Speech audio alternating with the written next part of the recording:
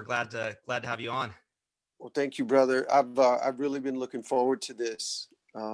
Michelle and Melissa, the girls that are taking such good care of me in the publicity department. We spoke about it, so I'm grateful for this, man. Thank you. Oh, sure. So why don't we just take it all the way back to the beginning? What first got you into music? I was really lucky to grow up in a super musical household.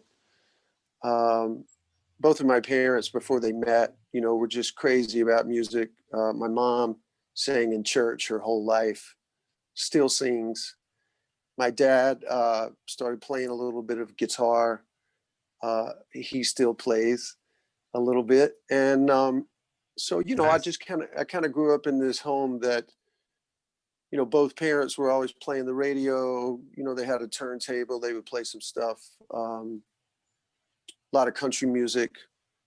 Growing up in the South, there's no question, man. My dad was big into, Right. all the classics, everything from Hank Williams to Merle Haggard and Johnny Cash and stuff like that. So, Sure. pretty lucky for sure. So obviously it was already built into the family, at least the appreciation for music. Was there a moment where you were like, I want to play music, or I want to start doing this myself, or singing or playing guitar or something like that? Yeah, I mean, I remember being really young, like 9, 10 years old, and my dad would have a couple of buddies over, and they would sit around and, play a few songs. I mean, it's not like they were professional at all, but Right. it was just Right. fun. It was fun for them, clearly, and for me, it was mind blowing. I'm like, wow, these guys they got these guitars, and so just in my little formative brain, I began to associate the guitar with nothing but good things. I idolized my dad and his friends, and they were all like superheroes to me anyway. So when I got to see them sitting there with these instruments and communicating in this other way, I think it definitely left a big impression on me. Right. So was it guitar that you picked up first, or was it did you try singing with some friends first, or how did that start? I guess I would have been the guitar first, to tell you the truth. We had an old upright piano that my mom played a little, so I'd get over there and click around on the keys, and I did take some piano lessons. Not very enthusiastically, but I took them because my mom, she could tell I had a little bit of an ear for music. And of course, looking back, man, what a gift for her to say, you have to take piano lessons. And so it made a big difference.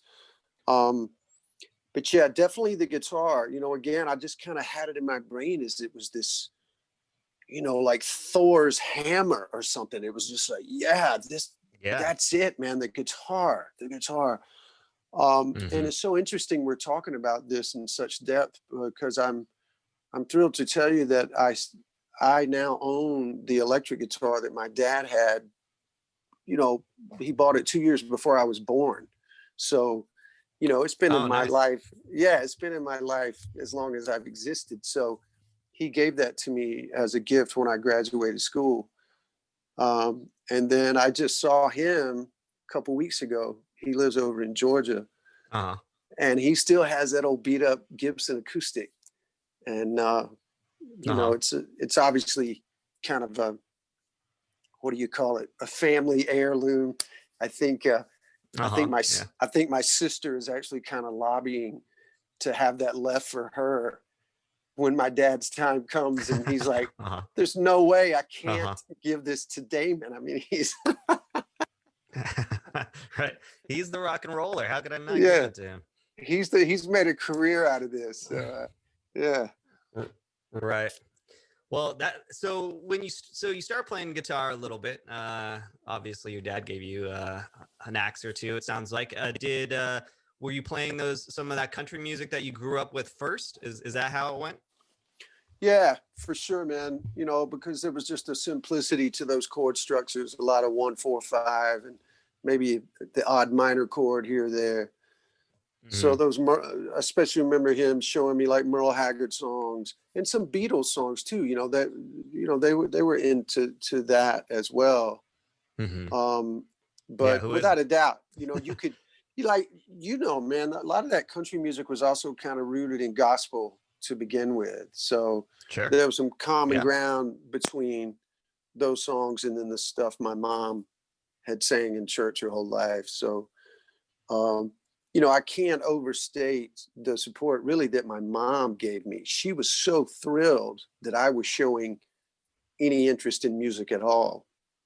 So, you know, it was never, you know, once I started putting little bands together, there was never any trouble about, well, you don't need to be doing that, or you don't need to be staying out late, or you're going to get in trouble.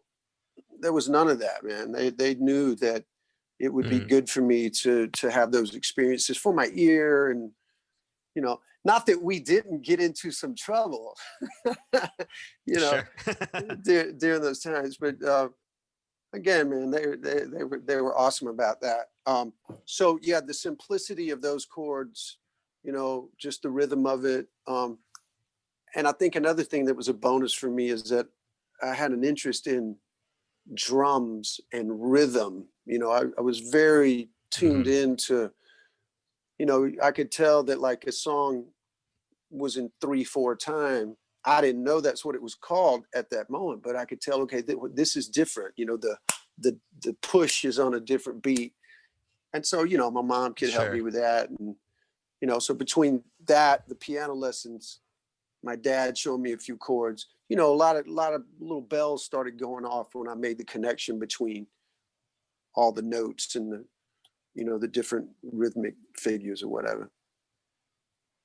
Right. Yeah, I've noticed that about music. And I'm sure a whole other skill sets is a lot of times if you're studying it on your own, self-studying, you kind of pick up on things, but you just don't know the language of it. So, and it sounds like that's what you're talking about with the rhythm a little bit. It's like you knew what it was, you know, but you just didn't know what it was called. So I think that's well put. And, you know, I have musician friends that they are from much more of a trained background.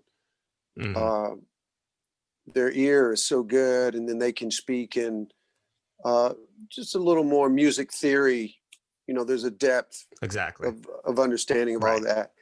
And it's not that I don't want to know more. It's just I was able to get up and going somehow, you know, just by the things I had trained my ear to figure out. And, you know, that was the other thing too, man. Like when I really started going into the next phase, like really discovering rock and roll and getting excited about that, you know, when I learned to play a note on the guitar and I could tell it was the same note that the guy on the record was playing, I mean, that was nuclear. I was like, oh, Dad, it's in this key, you know, the fifth fret, whatever that note is, that song is in that key. And of course, I learned later that was an A and then a D and, you know, whatever. Yeah, but it was exciting, man, because it's like finding treasure. Yeah. Totally, brother. It was a treasure. And it was almost, I guess it's the same thrill my kids get from video games now. It's like, you know, they get into it and all of a sudden they'll crack some little code and then they're just like, oh, they got on blinders and they don't want to leave that game. That's the way it was with me for the guitar. You know, once I tapped into a couple of things, it was awesome. So you're playing these tunes, and then around what age did you kind of find some like-minded friends to start jamming with? Yeah, man, that was definitely 13, 14. I went to grade school, all of my, you know, like kindergarten through the 9th grade. I lived in a small town called Monroeville, Alabama, down toward the south end of the state. And yeah, man, I had 3 buddies that I went to school with, and you know, it was Kiss. It was Kiss first. That was the one thing that we really bonded over. They were on a television show one night, like the Midnight Special or Don Kirshner's rock concert. That was another big weekend music show back in the late 70s.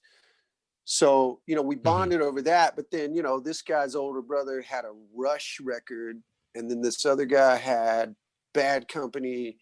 I was already into Leonard Skinner. I mean, you know, between Freebird and Give Me Three Steps and Sweet Home Alabama, they were, even though Skinner was from Florida, they were like our band in the state of Alabama with a Sure. song like that.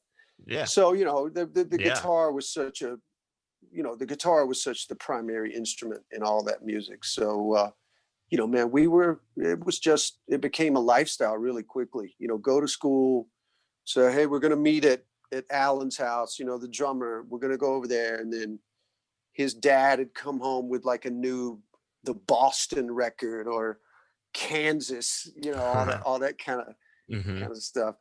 So again, man, it was like a little, it was, what's the word I'm looking for? It just became a lifestyle. That was just what we lived for, you Right. know. And you know, the other guitar player, he played basketball, and I was in the marching band. I mean, we all had other stuff that we did, but there were definitely a couple hours every day, man. We'd either be together or we'd be on the phone talking about music. Yeah. Yeah, that's awesome. So what do you remember some of your first shows playing with those that first, you know, thing you put together? I do, man. I want to tell you about two of them briefly. I was talking about how great my parents were. One of the first gigs we ever played, it was basically at like a little, kind of like a VFW hall type of thing. Just a little gathering room, no big deal. But we were able to get it for like this Friday night, and our band was going to play. And I forget if they were selling tickets or what the deal was, but man, there was like 150 people there. And Nice. I remember my mom came, That's awesome. and my mom sold soda, you know, like Coke and Sprite and stuff like that, you Uh-huh. know. So she was pouring it, you know, she had the little ice in the thing, and we're all set up to play. And man, Uh-huh. I was so nervous to perform. I had a full blown panic attack. And it's the Yeah, only time that's a big crowd for a show. it is, man. And that's the only time that's ever happened in my whole life. Like we had played you know, another big performance, man. We played the talent show, the ninth grade talent Hmm. show. And that was a piece of cake. I was just so energized, man. The gymnasium was packed, and we played Cat Scratch Fever by Ted Nugent and Nice. Brick House by the Commodores. Uh-huh. And so, you know, it was over for me after that. Like I had the Uh-huh. full blown bug. You know, it was one thing for us to get excited to play together and have that moment of like, hey, we're doing it. It's happening. It's, you know, we're Yeah. making these sounds. But then to do it in front of a crowd, and you know, here's the girls over here, and here's all my buddies, you know, on the other side. And bro, it is a drug I'm still seduced by to this day, you know, 40 something years later. Totally. I mean, Yeah. doesn't go away. Look at Mick and Keith Richards. They're Oh gonna be yeah. doing until triple digits, I think. That's all it is, man. They love. I know Mick for sure. He loves the attention. He'd be the first guy to tell you that. Totally. So so you know, so you had some pretty successful first shows despite the some panic attacks internally. Uh, so how did you take, you know, some of that iteration of that group you were playing? Did that later morph into Black Star Riders, or when did you start you know, taking things to the next level? Oh, listen, man. I My path has been incredible in that it has gone, you know, through so many turns and different bands and different recording sessions and seeing, you know, concerts and going in different directions, man. I mean, to tell you the truth, brother, I guess it's been a blessing and a curse that I've been such a fan of so many genres of music. And I have written and Sure. performed different genres of music. Um, but I mean, you know, that band led to another band. I moved to a different town where I went to high school, very quickly put another band Mm-hmm. together. I met a bass player and a drummer, and you know, we just got right to it. And that went into like junior college. I was still playing with those guys. And then I joined a proper sort of regional touring band. And then I played in a house band at this place for about a year and a half. And that was pivotal, man, because these guys were all older than me. And I was already getting a little bit of a reputation around, you know, Northeast Alabama. And so that was a huge education, because these guys, like the singer was way into Motown. The other guitar player loved stuff like Todd Rundgren and Little Feat. And then the drummer was just way into like, you know, classic, you know, AOR Journey and Emerson, Lake and Palmer. And, you know, I just heard all this music, man, that I wouldn't have heard otherwise had it not been for those guys. Right. And the whole time, you know, I was trying to get them to play Van Halen. That's all I just wanted to play Van Halen songs at that point. So we did a little bit of all that. And then the big moment really was, there was an even larger regional band. They had a video on MTV, like a Basement Tapes kind of unsigned band thing. They had a song on the radio in Alabama. You know, I'd heard it on 2 or 3 different stations. Well, they saw me play and asked me to join their band. Again, older guys, you know, kind of legendary, because they had done so much stuff in the Southeast. Sure.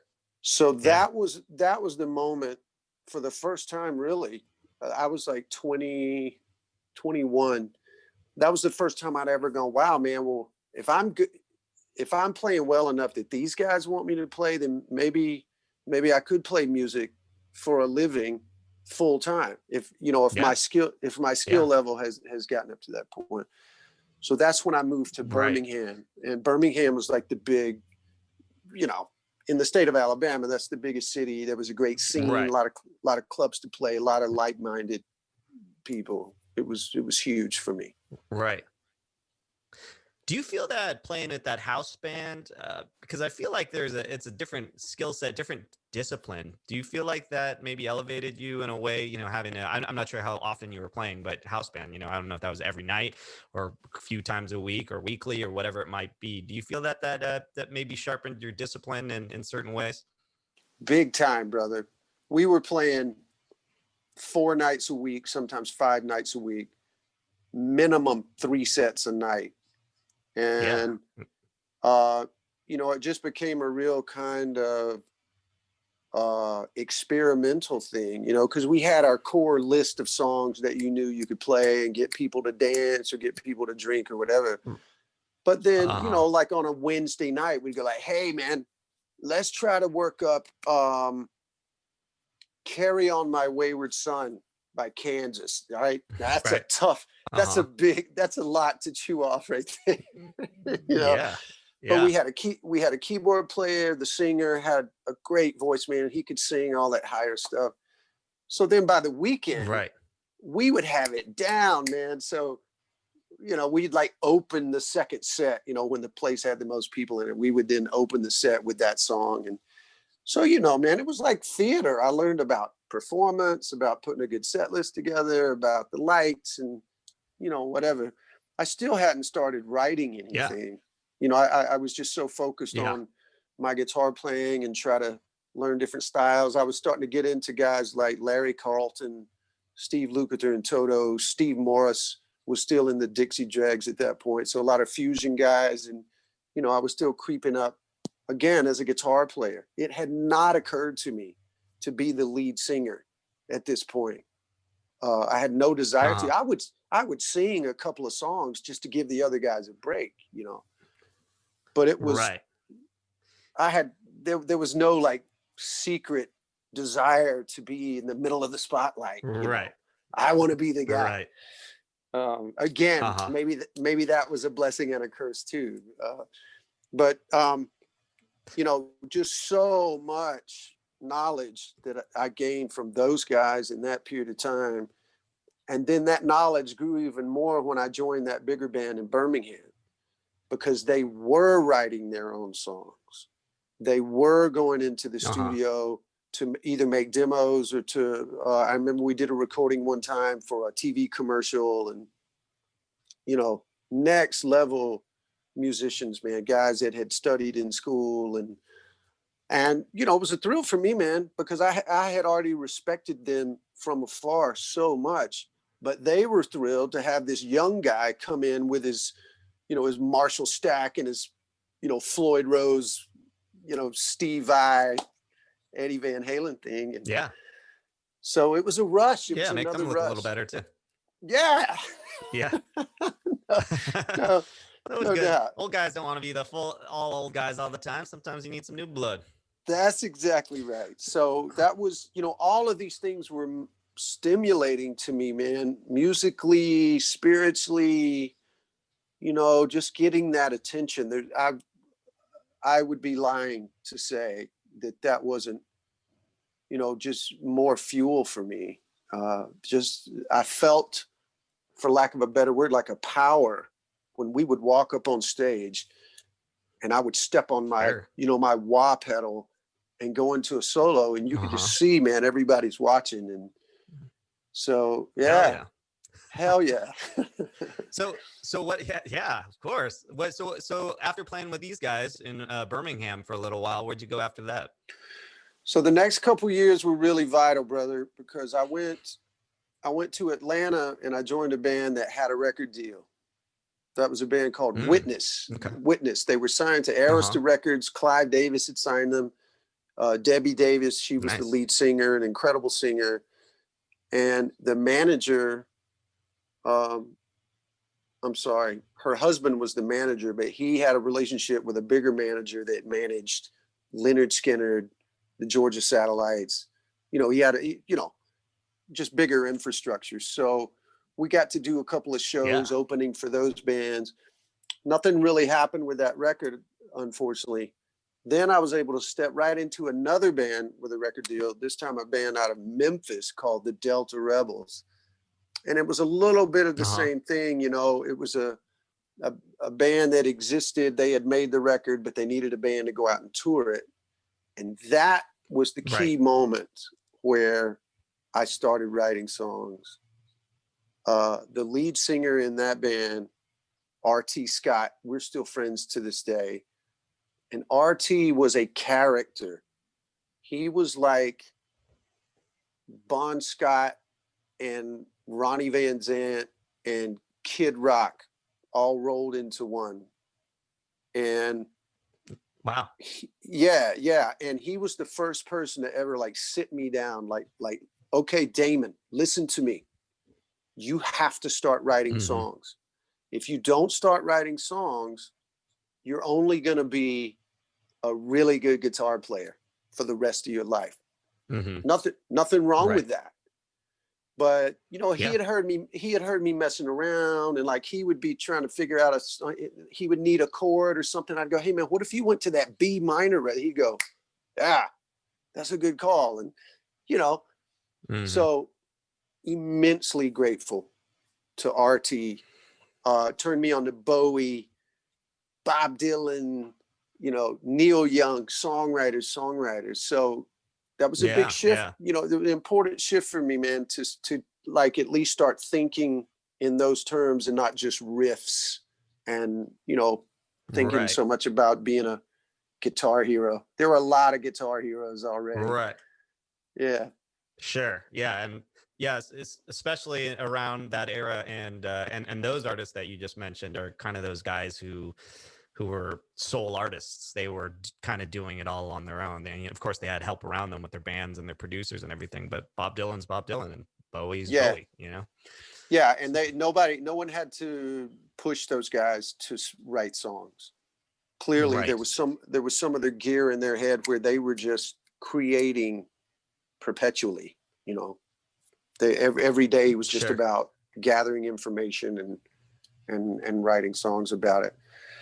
So you got some good mentorship there from a buddy of yours, and start writing your own stuff. And then is that when you soon after do you become a front man, or how's that come about? Yeah, man. So that was sort of like the end of the first chapter of kind of that developmental thing in my life and my career.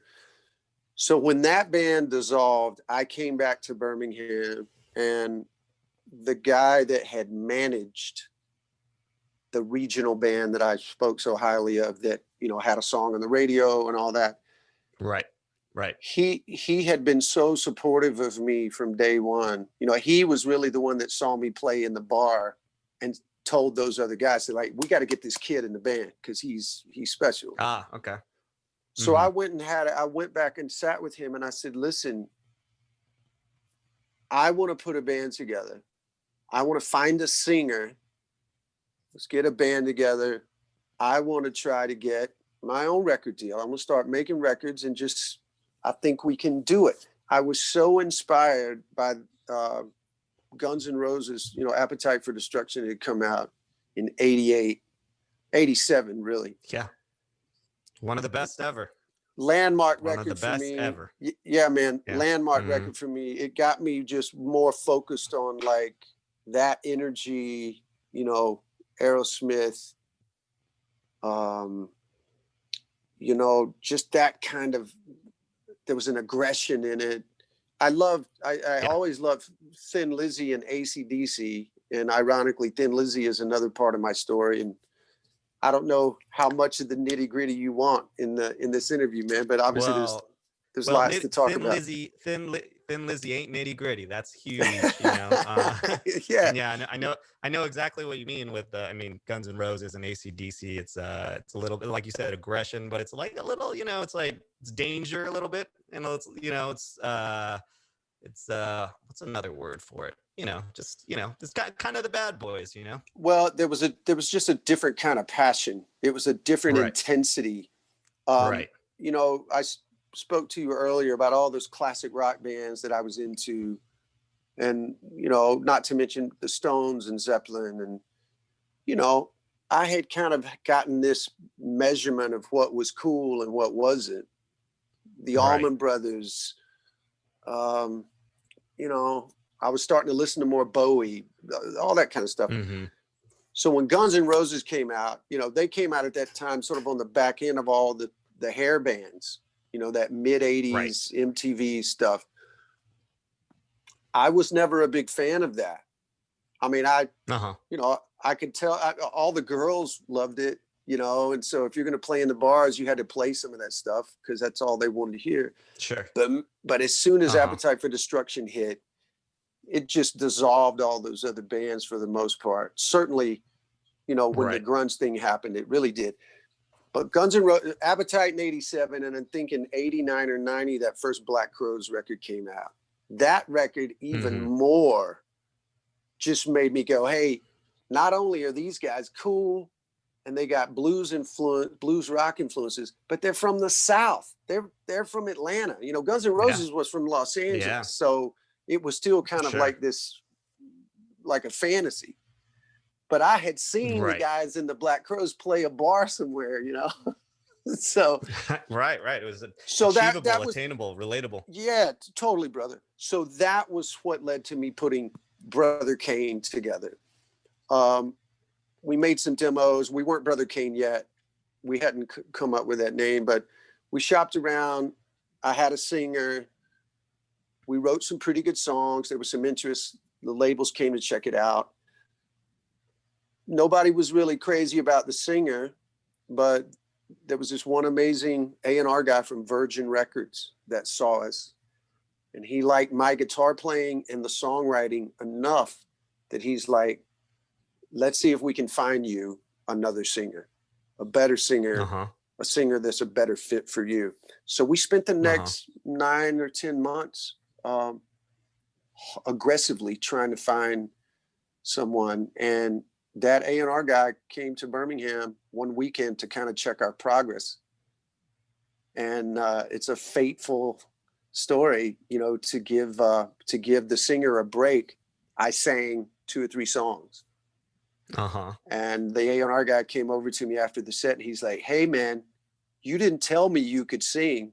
And I could tell by that look in his face, you know, what he was thinking. So I had to really be pushed, man. I still didn't want to be the singer. Uh-huh. But it was that A&R guy and my bass player, Glenn, who I'm friends with to this day. You know, he said, "Hey, brother, give it a shot." He goes, "I've always thought you had a great voice. You got this label guy. He wants to invest some time. He'll pay for some demos. What have you got to lose?" And I went, "All right, let's try it." And then, you know, a year and a half later, we had the #1 rock track in America with "Got No Shame." And we're on tour opening for Aerosmith. So, insane. Awesome. Insane. Yeah. Insane. Incredible. Insane. So, you know, I appreciate that you let me kind of weave this lengthy story about everything that led up to Brother Kane, because I know there's a lot of people that want to know about that part of the path. Right.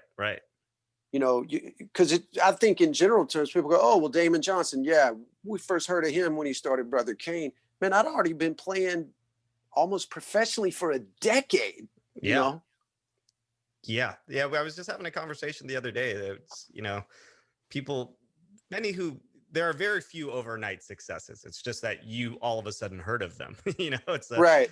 Yeah. But that's why I love having these conversations, because I do love hearing about that. That's what's interesting to me. How did that happen? You know, it's, you know, because very seldom is it, you know, just a stroke of luck all of a sudden for some person who's never done anything before. So yeah, it's awesome to hear, you know, how you got from band to band to band, and just these particular people that you met along the way who just, you know, those right people, you know. They were the right people, and they are such a vital part to whatever story I have. And you know, it was really my only goal, going all the way back to, you know, playing with my buddies in high school. I just thought, man, if I could play music for a living, that would be the best life I could imagine. Sure. And it could be argued I should have set my goals higher. Maybe I should have had a goal to sell 1 million records, make $1 million. It never occurred to me. Right. It never occurred to me. So yeah, those people were all vital. And then obviously when I became the singer, that's when the songwriting thing took absolute priority. Almost, I put the guitar on the side, man, for the better part of the next 5 or 6 years, man. It was just constantly writing, reading, collaborating with other writers, going to shows, watching other bands, rehearsing with my band. You know, the other thing I'm proud of Brother Kane, honestly, man, is that, you know, we were able to keep it together because we're just a straight ahead rock band. Right. There was no story, you know, we did, it wasn't new wave. It wasn't alternative. We weren't a pop band. Right. We were just 4 guys from Alabama, man, playing rock and roll. So for us to have sustained long enough to make 3 albums in the 90s, when rock music changed, not once, not twice, but 3 times it changed, man. And, you know, we weren't up here, you know, crushing it, but we did kind of, you know, we were able to sort of motor through it and have great experiences and play a lot of shows and, you know, fall down and skin our knees a lot and make mistakes. And, you know, it was just this massive, it was just an incredible experience, man. The good and the bad. It was, maybe somebody will write a book about it one day. But, yeah, sounds like it could be a book. But the thing I'm most, it just formed my skills, whatever skills I have as a songwriter. Had it not been for Brother Kane, I would have never written a song that Stevie Nicks recorded. I couldn't have gotten a song on a Carlos Santana record. Sammy Hagar would never have wanted to write a song with me. You know, it just opened all these doors. And, you know, I just think back to that guy I told you about in Memphis, R.T. Scott. He's like, look, man, you have to learn to write songs. Sure. And he was right. Right. And, you know, songwriting has given me my entire life. You know, I married, my first marriage was to my high school sweetheart. We had 3 amazing kids together. I met my second wife, Linda, when I was traveling and, you know, at a show. And now we have 2 kids and you know, my blended family is amazing and healthy. And I just credit music and songwriting in particular, you know, for kind of bringing all that to me. Yeah. I mean, you said, you know, well, maybe I should have wished for, you know, $1 million or whatever, you know, but I think you have more than $1 million worth of life experiences. You know, I think no question, you bro. have some things that money can't buy. You know, I'm sure there's a lot of millionaires who would have wished that Carlos Santana or had toured with Thin Lizzy or Alice Cooper or done any of the amazing things. You know, those are things money can't buy. And you're right. I have, sorry to interrupt you. I have a couple of friends that are millionaires, and they tell me that same thing all the time. Totally. Yeah. And not that you haven't had amazing success, because you have, but I heard a great quote the other day, which was, you know, the music industry is one of the few industries that people only judge success by ultra success. You know what I mean? It's like by superstardom. And basically the lesson was, if you are doing music for a living, you know, you're living a decent to good life and doing music, then you've already won, you know? Yeah, you are a success. Yeah. If you're getting to make music for a living, you're a success. Sure. You can't say it better than that, brother. You really can't. Well, so tell us a little bit. I mean, you throw out some huge names there, Carlos Santana and Sammy Hagar. So you start writing music, and then so along the way, were you doing these tours just along the way where people, because I know, like I said, I know you did some at least a little bit of touring with Alice Cooper and Thin Lizzy and John Waite. So were those just kind of things you were doing along the way, like someone would call you up and say, we need a guitarist or maybe a backup singer or something like that? How did those come about? Yeah, man. Well, you can appreciate, based on everything I've just told you about the years before Brother Kane, how I was so consumed with the guitar. Right. So when Brother Kane ended, I definitely felt I was exhausted. Mm-hmm. I was exhausted from being under the microscope, having to really do all the heavy lifting, the singing and the writing and the decision making about so many things. I was just tired, man. Yeah. So one of my best friends, Buck Johnson, no relation. Mm-hmm. Buck lives just up the street from me here in Nashville. He and his wife are one of the reasons we decided to move here from Birmingham 7-8 years ago now. But Buck called me. He was playing keyboards for John Waite at the time. And brother, it was so nice to just get on a plane with my favorite guitar, you know, a backpack with a few pedals in it, show up, there's the gear, play songs with one of my favorite rock singers ever.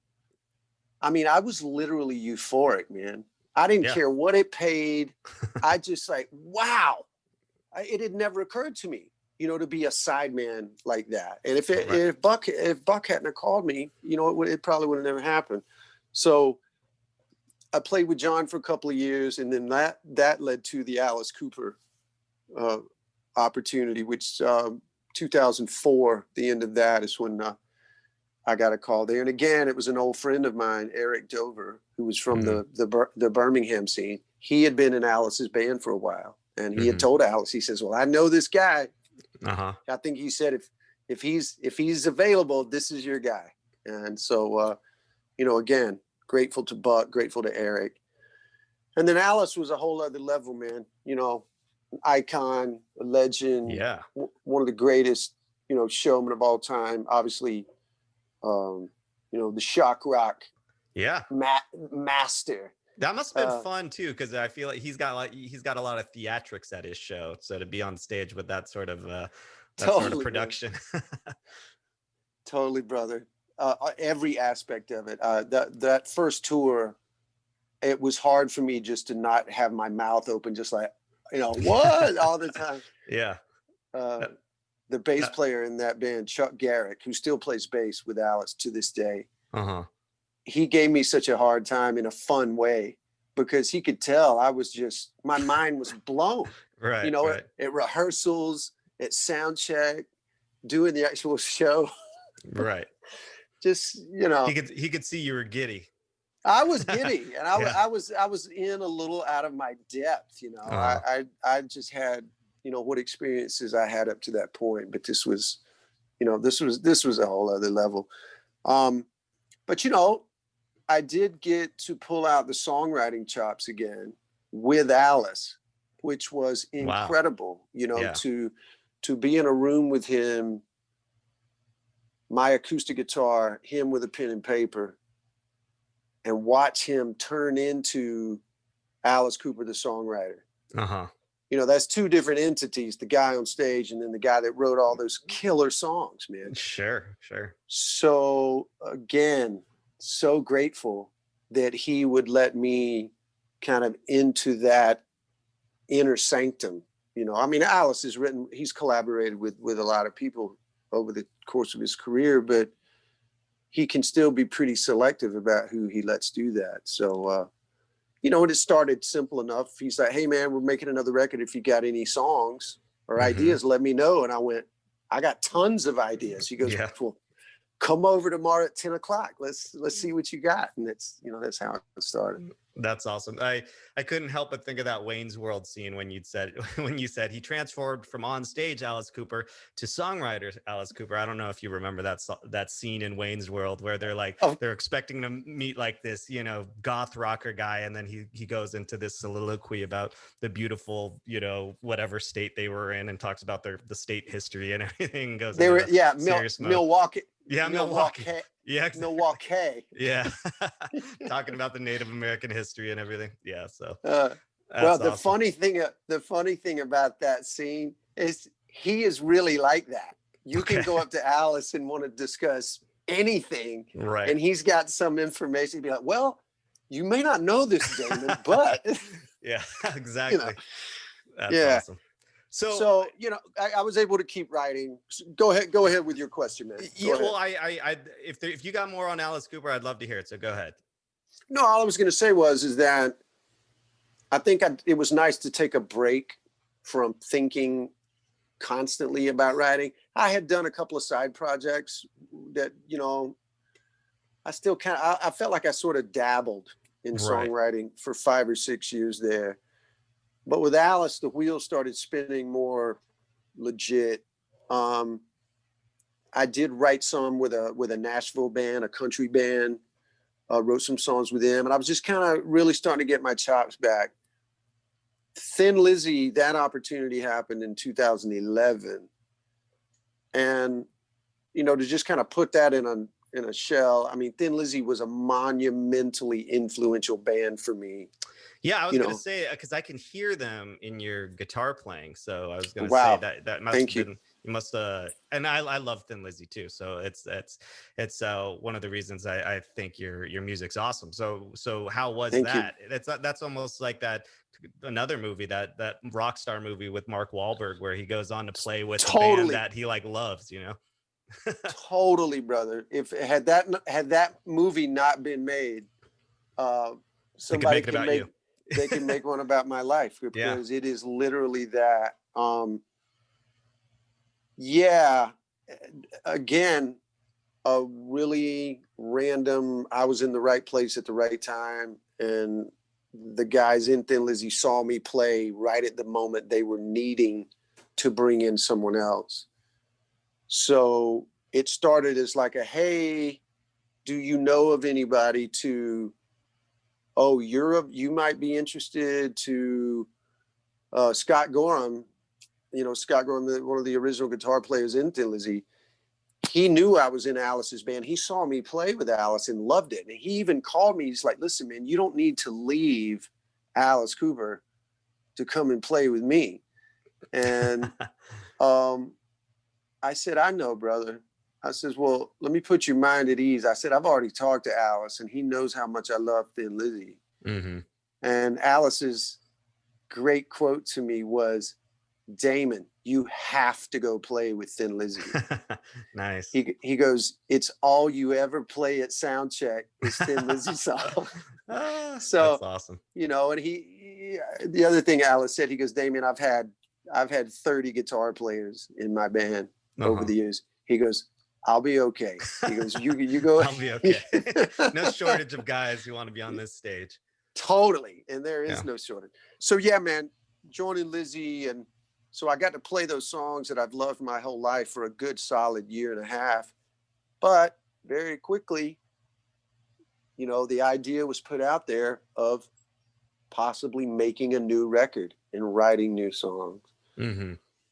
So with all of the things you and I've talked about, I would be remiss not to give the credit deserved to Ricky Warwick. Ricky was the singer in Thin Lizzy at that time. Uh-huh. And Ricky had been in a band about the same time I was in Brother Kane. So he was already a very experienced frontman, but even more so songwriter. You know, he'd been writing longer than I had, you know, so we really formed a great bond, and we started writing all these songs together initially for what we thought was going to be a Thin Lizzy record, but then that morphed into Black Star Riders. So, you know, the debut record in 2013, Killer Instinct in 2015, and then Heavy Fire in 2017.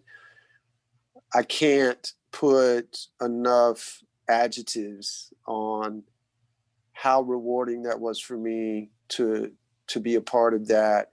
And it fueled what I'm doing right now, brother. Absolutely. Sure. I fully got inspired again. You know, Ricky he kind of brought me into his world. Like, hey man, here's some things I do when I'm writing and how I gather ideas. And, you know, I was making notes, man. I'm like, okay, well, yeah. So if I combine that with other ways I've written before, I don't know, bro. I woke up one day and I was like, all right, I'm ready. I'm just going to get back behind the mic.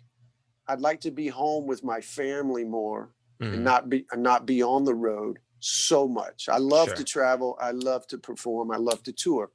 Right. I don't love doing it 200 days out of the year anymore. Right. Uh-huh. It's not that I'm too old. It's like I want to be with my wife and kids too much. You got priorities, yeah, man. So that was a big thing. But the other thing of just, you know, good fortune, for lack of a better term, I wrote some great songs with my longtime collaborator, Jim Troglin, for the record I put out 2 years ago, Memoirs of an Uprising. And it just thrusts me into that direction, man. So, you know, here we are now. We just released the Battle Lesson single. That's the title track. Yep. Nick Raskulinix is producing. Hell yes. Everything sounds so killer. And we've got 3 more songs to finish recording. Obviously, the coronavirus has thrown everything in a tumbler and just messed up the schedule and the calendar and all of that.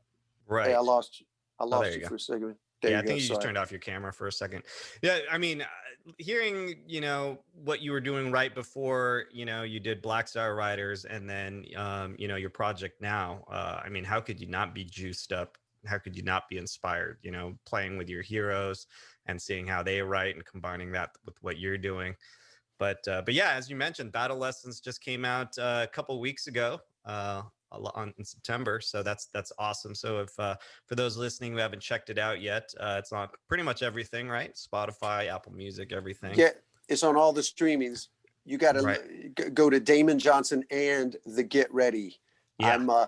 I'm very proud that now with this record, I actually have 2 profiles on every platform. I noticed that. Yeah, man. So there's Damon Johnson music, and then there's Damon Johnson in the Get Ready, which right now is one song, Battle Lessons. But I figured, hey, man, if Tom Petty's got 2 profiles. Yeah. Neil Young has 2 profiles. That's pretty cool company. Yeah, there you go. Well, yeah, you got your solo stuff and you got your Get Ready stuff. So so very awesome for those who love good old fashioned rock and roll. So Damon, like you said, I think amazing story, amazing life so far, and it definitely could be a book or a movie. So if anyone's listening, maybe give Damon a call, and maybe or maybe nowadays we can make a Netflix miniseries about it or something like that. Totally, man. Hey, all I need is a good editor. I got all the content you'll ever need. Just I need somebody to help me put it together. There you go. So thanks so much. It so inspiring.